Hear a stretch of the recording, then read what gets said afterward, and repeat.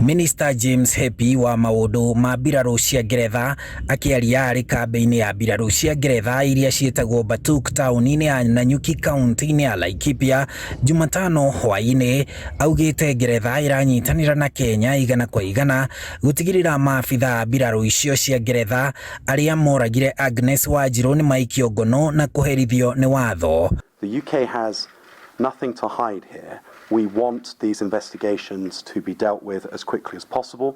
We want those responsible to be brought to justice, because Agnes and her family have already had to wait too long for these cases to be resolved. We need that now to be investigated and brought to the courts here in Kenya as quickly as possible, and any further allegations that come to light will be dealt with the same urgency on our part.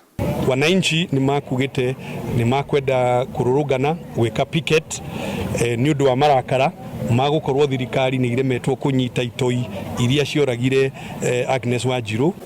Mundu ucio woraganire acokio bururi witu wa Kenya oiro makinya ma kiwatho tondu gutiri wanda na wa mugongo ithuothe tukoragwo tuiganainio mbere ya watho.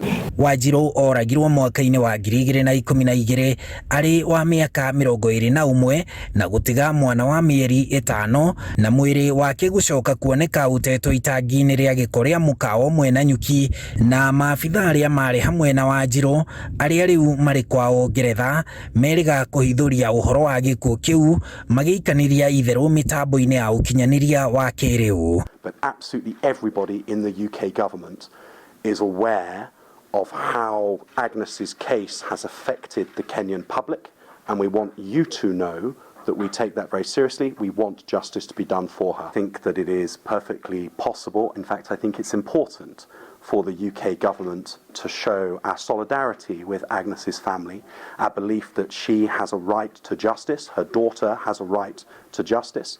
From the UK part is that the Secretary of State for Defence has been absolutely clear with the Chief of the General Staff, who leads the British Army, with the Provost Marshal, who is responsible for policing within the British Armed Forces, that there will be no delay whatsoever in providing whatever evidence is asked for by the Kenyan investigation. And I know because one of the suspects in the case is no longer serving in the British Armed Forces, that the British civilian police, the Lancashire police, are also involved in the investigation. They too are aware of the importance, and they too are acting with all speed to make sure there's no further delay. Na rĩrĩ ambunge amemba a kamĩtĩ ya ũrangĩri mbunge-inĩ ya kĩbũrũri maugĩte matigwĩkĩra kĩrore gũkorwo kwa mbirarũ icio gũkũ bũrũri-inĩ kinyagia Wanjiru onerwo kĩhoto.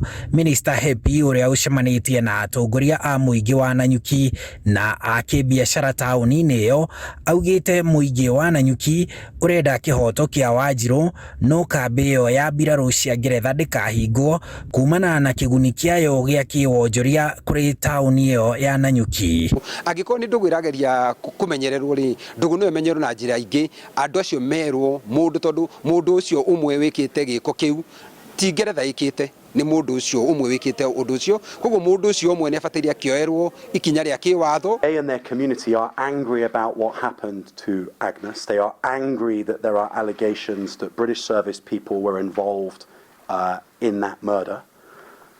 But at the same time, they recognise that Batuk here in Nanyuki in Laikipia County is a big source of employment. It brings lots of value into the local economy.